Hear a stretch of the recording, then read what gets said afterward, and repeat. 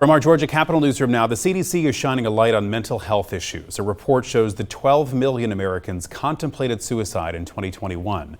WSAV's Archit Seshadri looks at who's most at risk and how to solve this growing health crisis. A new CDC report raises urgency that schools should invest in mental health counselors to help struggling youth, especially teenage girls and LGBTQ teens who face higher levels of violence, sadness, and suicide risk. We are seeing a huge increase in mental health difficulties right now. We are seeing increases in depression and anxiety and suicidality and just overall stress. The report says 3 out of 5 teenage girls felt sadness in 2021, doubled out of boys, and a 60% increase in the past decade.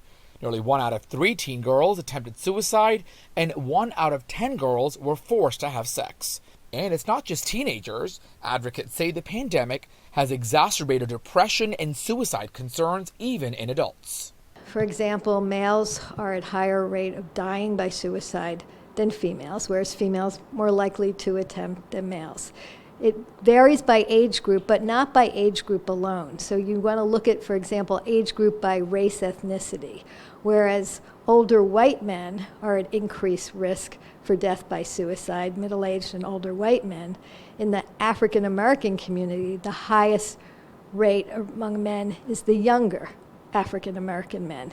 So women are more likely to attempt suicide, but less likely to die by suicide than men, because men tend to use more lethal methods. A federal report shows children and adolescents who spend 3 or more hours on social media had double the risk of mental health problems like depression and anxiety. Archit Seshadri, WSAV News 3 on your side.